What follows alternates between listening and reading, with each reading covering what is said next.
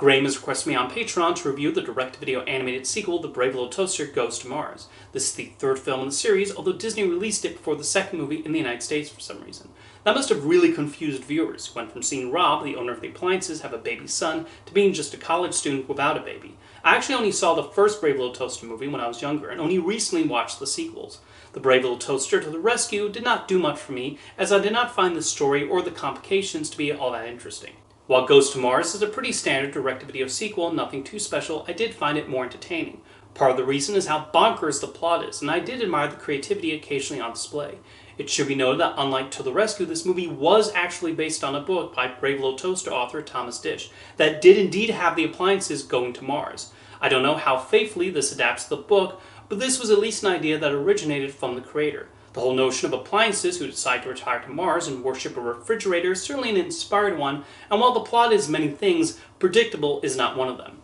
As I watched the story play out, I just kind of rolled with the punches, and I genuinely did not know where they were going with this. The characters are largely unchanged from how they were in the previous films, although I was not a fan of the rat they added to the cast and To the Rescue, and that opinion has not changed here. They made a bunch of other characters throughout the movie, some which fit with the outer space setting, and others who were more random, like a Christmas ornament. For a direct-to-video sequel to The Brave Little Toaster, they brought in a surprising number of recognizable names. There were actors like Carol Channing, Wayne Knight, Stephen Tobolowsky, and DeForest Kelley. And then to top it off, as the voice of a faucet, they cast Farrah Fawcett. The casting director must have been really proud of that one. At some point, the movie strangely becomes a political commentary, as the toaster and the refrigerator participate in an election. They go through the whole process of electing a leader and trying to win votes from the other appliances, and again, that's certainly not something one would predict in the beginning of the movie. What the film ultimately becomes is not just the love that these appliances have for the owner and the owner's baby, but also the toaster's willingness to do the right thing to help others in need. At one point, the toaster even comes close to sacrificing himself to save the other appliances. We obviously know things will turn out for everyone, but the film does get serious for a while there. I'm admittedly making the film sound a lot more interesting than it is, for as wacky as the story can get, The Brave Little Toaster Goes to Mars still does not rise above the usual direct-to-video sequel, and the story is largely fluff. The animation is decent enough, still capturing the look of the first film, probably because Hyperion Animation remained involved with the sequels.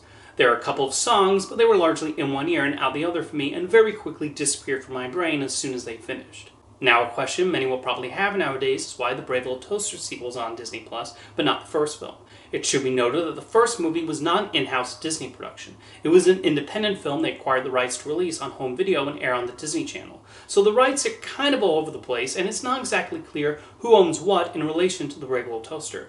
The unusual rights situation is probably why the DVD for the first film has such an odd bonus feature. On the back, it lists the making of the Brave Little Toaster among the special features. Now you might think that would detail how the film is made, but it's instead a behind-the-scenes look at the sequels. The whole thing is very strange and likely the reason the movie has never gotten a Blu-ray release, but at least the DVD is very easy to get hold of. But back to The Brave Little Toaster Goes to Mars, as you can tell, there's not a whole lot to the movie outside of its occasionally oddball premise. As direct-to-video sequels to beloved animated films go, I have seen worse, and it makes for a harmless diversion.